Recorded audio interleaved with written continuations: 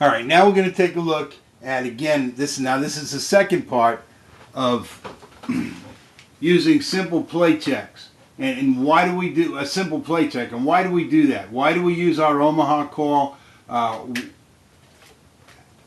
What is the purpose of it? Let me just give you an idea on some of the reasons that we use it.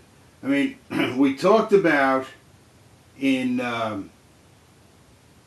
when we talked about maintaining the point of attack. Okay, we said that we wanted to run at a certain place because we had an advantage. Well, here, one of the reasons that we talked about before is that we may have a disadvantage and we may want to run away from someone. Well, here's another reason, or another purpose for our Omaha call. Okay, let's take a look.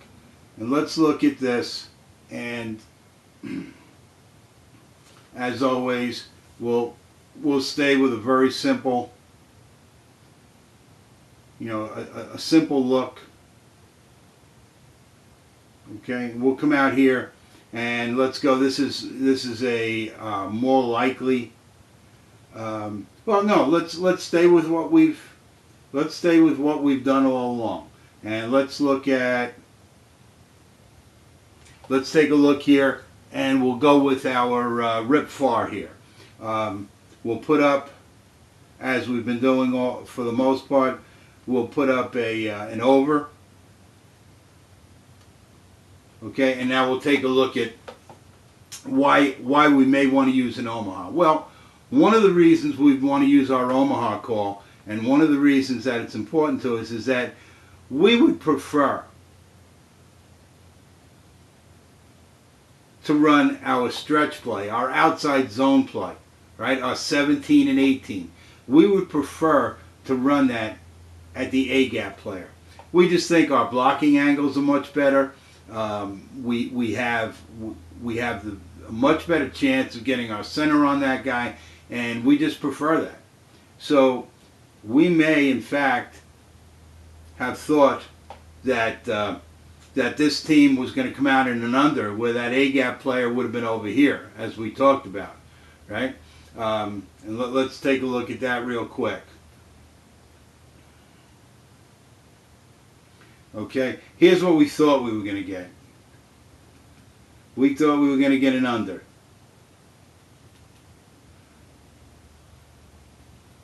All right, that's what we thought we were going to get. And we wanted to run our stretch play out here, our 18. We wanted to get out here and get on that and get on that. But they came out in an over. Okay, so let me just get rid of this, and let's take a look at what changes, why we would make this change. All right. Now, we want to run at the anchor when we want to get to the outside because we have an advantage. Okay, so the call in the huddle was an 18. All right, and we're going to run stretch to the right. But now we're going to make an Omaha call at the line of scrimmage. Now everybody knows in our offense that the opposite of the 18 is a 17. So now we're going to come out here. And we like that much better because obviously we have the ability in all of this to get much better, and we're all the way out here. We're in great shape because we're running to the side of the anchor who's already reduced down to our center. So there's an Omaha call that takes us from an 18, which we don't like, to a 17, which we do like. Okay? Very simply by using that Omaha call. Okay? Now, how else? Why else? What's another play combination for an opposite? Well, if we like to run the outside zone play to the reduced side, then I'll tell you that we like to run the inside zone play to the solid side. So we want to run this now at the B-gap player and away from the anchor. All right, we want to get away from him. Here's where we want to go. The reason we like this advantage is because we already have that B-gap player stretched outside of where we're going. Okay, so again, the advantage is we're up onto that, to that, to there, to there. We're in great shape here. Okay, we're in great shape. We're going to get movement here. Now, obviously, you know, I haven't drawn this as well as I'd like. If he had come down, he'd be on that, and he came over the top, he'd be on that. And you guys know all of that. The fact is that, let's get rid of some of that stuff. The fact is that by alignment, they give us a chance to get down in here and to be real effective. And that's, again, by alignment. Okay? The point is, if we had come out and called an 11, which would have been our belly here to the one side, okay, and found the bandit over here to the right in an overlook, we would make an opposite call. And everybody, at the line of scrimmage now, we'd make that call. And everybody would have known that instead of running the 11, we're going to run 12. We call that belly. All right, the outside zone we call stretch, the inside zone we call belly.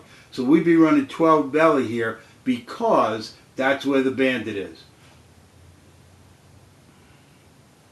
Now, if we had come out and we had expected, we'd like to put our fullback away